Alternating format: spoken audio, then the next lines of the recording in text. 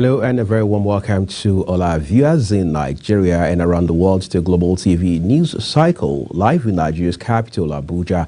I'm Uyi Agumofwegbe. President Bola Tinubu has commissioned 6 educational projects at the Abubakar Tafawa Balewa University and Abubakar Tatari Ali Polytechnic, all in Bauchi State, executed by the Tertiary Education Fund, TED Fund, at a cost of 873.6 million naira. 4 of the projects are at Abubakar Tafawa Balewa University, namely departmental buildings B&C under the 2017 to 2020 annual intervention, academic building for School of Management Technology, classrooms and laboratories. Commissioning the projects at the 2 institutions yesterday, the president gave Abubakar Tatari Ali Polytechnic projects a 500-seater capacity examination hall and a 300-seater examination hall and students' hostel. The president, who was represented by the Minister of Foreign Affairs, Ambassador Yusuf Maitama Chugar, said the projects were part of conscious efforts by his administration to address students' challenges and create industrial harmony between staff unions and the government. In a different development, President Bola Tinubu has directed the reactivation of the presidential delivery tracker to enable Nigerians track the implementation of projects across the country in real time. Speaking at the closing session of the 3-day cabinet retreat in Abuja yesterday, the president said his administration, to ensure the active and direct participation of citizens in governance, was unwavering, noting that all Nigerians must be given the opportunity to track and report on the implementation of projects across the country. Tinubu said he had asked his special advisor on policy and coordination, Hadiza Bala Usman, to immediately reactivate the tracking system in a way that maximally leverages cutting-edge digital innovation to provide real-time oversight capability for the benefit of all Nigerians. The president further implored all members of his cabinet to work hard to meet the expectations of citizens. Chairman of the National Peace Commission, NPC, and former head of state, Abdulsalami Abubakar, has announced that parties and stakeholders involved in the Imo, Kogi, and Bayelsa governorship elections will sign a peace accord on Wednesday, November 8, 2023. The statement says this is to pledge their commitment to peaceful, transparent, and equitable elections in their respective states. Abubakar made this known in a statement made available to journalists on Saturday in Abuja, Nigeria's capital. The federal government has commenced investigation into the private jet accident that occurred at the Ibadan airport on Friday night. Officials of the Nigerian Safety Investigation Bureau confirmed on Saturday morning that the aircraft crash-landed at the airport the previous night, but stressed that there was no casualty. They stated that investigators from the Bureau had been sent to the scene of the accident and promised to provide further details as they unfold. It was gathered that the aircraft was operated by Flint Aero as it departed Abuja to Ibadan and crashed short of the runway in Ibadan. The HS-25B aircraft, with call sign 5NAMM, reportedly had 10 passengers and 3 crew on board and was airborne Abuja at 1841 hours, but crashed short into the runway at about 1921 hours. Although there was no fatality, sources said the aircraft sustained substantial damage as all passengers and crew were safely evacuated. Gunmen suspected to be pirates have killed 4 operatives of the Nigerian Security and Civil Defense Corps (NSCDC) in Bakana, Dagama local government area of Rivers State. Though the circumstances leading to their death are still sketchy, the gunmen had reportedly ambushed the operatives on the waterway. In a viral video that surfaced, the remains of the dead NSCDC were seen parked in a boat floating at the riverbank, where officials of the Corps and sympathizers identified some of the victims while fighting back tears. A very sad story there. Let's look at other developments for you as the President Bola Tinubu administration introduces policies to drive the country's economy. The agricultural sector has been projected to contribute significantly to Nigeria's gross domestic product, GDP. The special report by Chidinma Jiwesin highlights issues associated with the poultry subsector.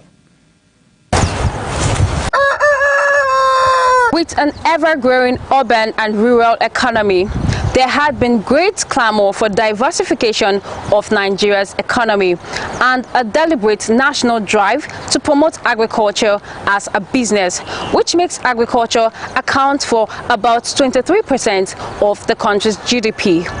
Incidentally, the poultry subsector contributes over 20% of the total livestock and fisheries shares of agriculture's GDP, which makes agriculture a huge contributor to the nation's gross domestic earnings. However, the poultry subsector is still subjected to a lot of challenges.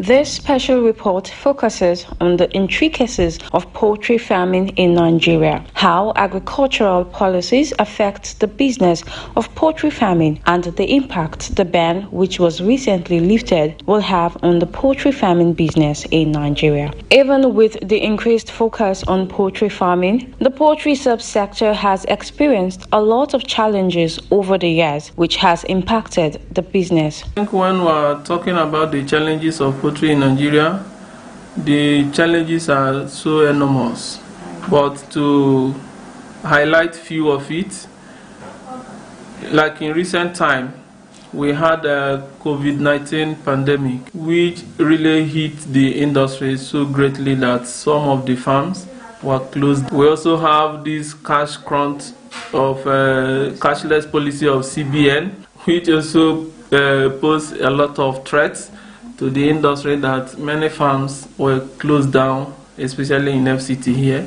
Even more so, with the recent lifting of ban on poultry items, what sort of impact would this have on the industry, positive or negative? The idea of lifting the ban on this poultry product, I wouldn't say it's a bad one, but it has its attending negative impact on the production in the country. If the ban is being lifted, it will affect the local production actually. Most of those imported products, we can't ascertain the level of, health safety, yes, in it, because most of them, you don't know how they have been preserved over time before they have been imported into the country. The state of emergency declared on food security is a very laudable program of His Excellency President Bola Ahmed Tinubu. As a fast-developing subsector that contributes over 20% of agricultural GDP, what developmental policies and action plans are being put in place to build the poultry industry? There are a lot of policies and programs, but as we always experience, the implementation is always the problem. Because even in FCT here, I have worked directly with the animal husbandry development. We came up with a good policy. And what are the key issues that needs to be addressed to secure continued growth for Nigeria's poultry industry? The key things that need to be, put in place. First of all, most of these farmers need funds for those in the sector, because most times we also want to access credit facility.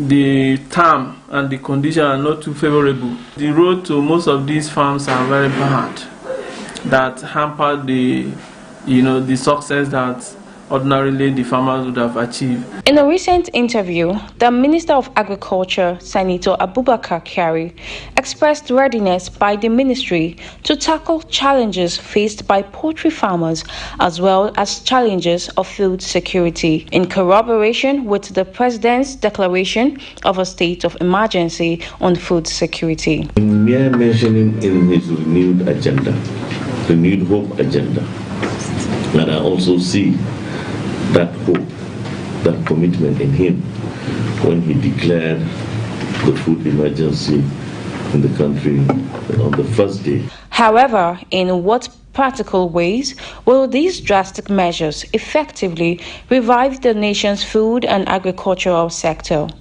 Well, that remains to be seen by Nigerians. Chidima Jawasin, Global TV News. Well, thank you, Chidima, for that brilliant reporting there.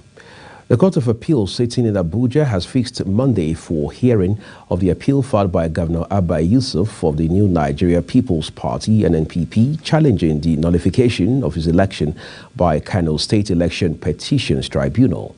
The tribunal had nullified Yusuf's election by declaring 165,663 of his votes invalid, saying they were not signed or stamped by the Independent National Electoral Commission (INEC). INEC had declared him winner of the March 18 election after he had secured 1,019,602 votes against his opponent, Nasiru Gawuna of the All Progressives Congress (APC), who secured 890,705 votes. However, after the tribunal had deducted 165,663 votes from his tally, his votes were reduced to 853,939, over 30,000 votes less than Gawuna's figure. The court declared the APC candidate the winner of the governorship election and ordered INEC to withdraw Yusuf's election of return and give Gawuna a new one. Yusuf and the NNPP have since appealed the tribunal's judgment, asking that it be overturned in their favor. The appeal court sitting in Lagos has affirmed Jarigbe of the People's Democratic Party as the winner of the Cross River North Senatorial District election. The court on Saturday dismissed the petition of former governor of Cross River State, Ben Ayade of the All Progressives Congress (APC) on the election. The court also awarded 500,000 naira against the former governor in favor of the incumbent senator.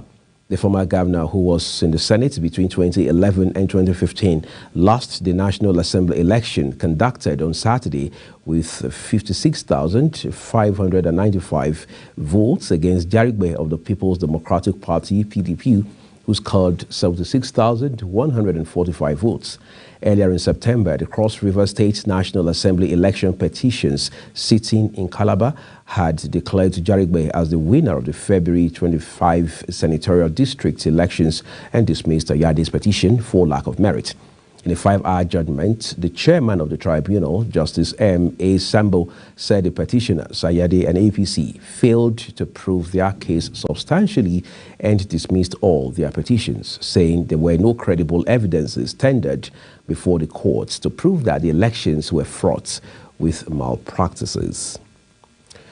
The organized labor on Friday declared Wednesday, 8th November 2023, a nationwide strike following Monday's manhandling of the national president of the Nigeria Labour Congress (NLC), Joe Ajaero, in Imo State. Deputy President of the NLC, Adewale Adeyanju, and the Deputy President of the Trade Union Congress of Nigeria (TUC), an adjourned briefing with journalists in Abuja, gave implementation of 6-point demands to the federal government to avert the looming strike. Among the demands are the immediate removal of the Imo State Commissioner of Police, area commander, and other state government officials fingered in the alleged brutalization of Comrade Ajaero and other workers who were humiliated in the assaults.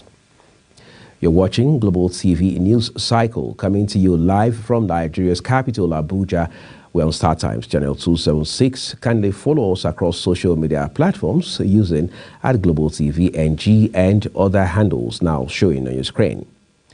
When News Cycle returns, the Pension Transitional Arrangements Directorate says 50,000 goes to workers' removal from pension payroll brews conflict. The news continues shortly with details of these and other stories right after this break. Please don't go away.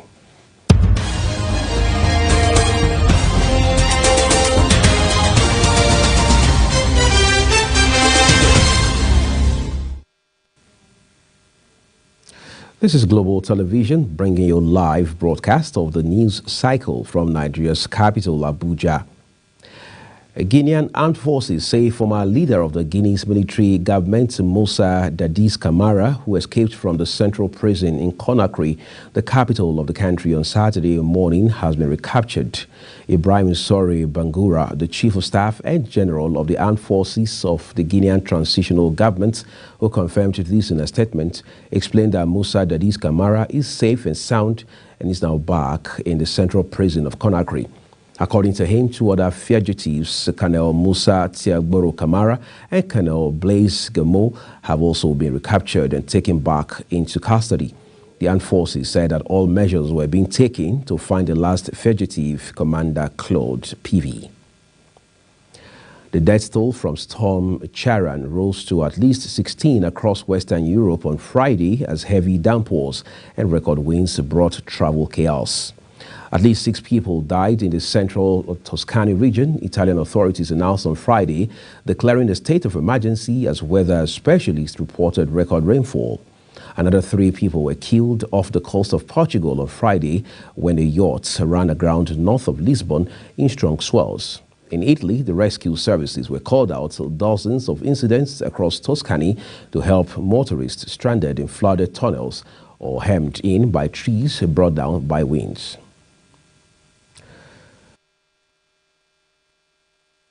Transitional Agreement Directorate petered that led to the removal of over 50,000 ghost pensioners from payroll and the adjustment of inflated pension benefits by corrupt persons within pension offices of some government agencies in the past are also bringing trouble with the directorates, according to Executive Secretary petered Chioma Ejikeme. She stated that corruption that has been brought to a standstill under the old pension scheme, the Defined Benefit Scheme (DBS), is fighting back, especially because of her reappointment. She said genuine pensioners are happy with the work of the directorates, as many who were removed from payroll and replaced with ghost pensioners by the unscrupulous people have brought back on payroll, while others short paid are paid appropriately. However, the Nigerian Union of Pensioners, NUP, has commended President Bola Tinubu for reappointing Chioma Ejikeme as the Executive Secretary of the Directorate. Nigerians numbering over 26.5 million, including internally displaced persons, IDPs, may be plunged into acute food security between June and August 2024. The CADA Harmonized CH report has shown. The report, which was launched by the Food and Agriculture Organization of the United Nations in collaboration with the Federal Ministry of Agriculture and Food Security in Abuja on Friday, showed that the post-effect of petrol subsidy removal had its toll on food prices, which impacted households' capacity to sustain acceptable food consumption patterns. The report, which covered 26 states and the Federal Capital Territory, also showed a reduced harvest and household stock resulting from flash floods that led to displacements and loss of cultivated crop fields and ready-to-harvest crops. Going into the lean season, June to August 2024, households may experience light to moderate deterioration in food consumption, which may plunge several states into crisis phase. Let's look at sports now. Super Eagles duo Alex Iwobi and Frank Oyeka made landmark appearances for their respective Premier League clubs on Saturday. Sports Extra. Iwobi was handed his second league start for Fulham in the Cottagers 1-0 loss at home to Manchester United. Bruno Fernandes scored a 91st minute winner against Fulham to ease the pressure on Manchester United boss Erik ten Hag. United looked to be heading for another game without a win or a goal when Fernandes drilled low past Bernd Leno. The game was Iwobi's 230th appearance since he made his EPL debut in 2016 against Swansea. According to Who Scored, the 26-year-old had 3 shots in the game, which was the 4th highest after Willian, Harry Wilson and Bruno Fernandes. He also has a pass accuracy of 91%, a total of 4 dribbles, and was rated 7.17 by statistics websites. And that's a full cycle on Global TV, and it came to you live from Nigeria's capital, Abuja. We're on Star Times, channel 276. Kindly follow us across social media platforms using @Global TV NG and other handles now showing on your screen. I'm Uyi Agumofwegbe. Thank you so very much for watching. I'll see you again shortly on News Prime here on Global Television. Do stay with us.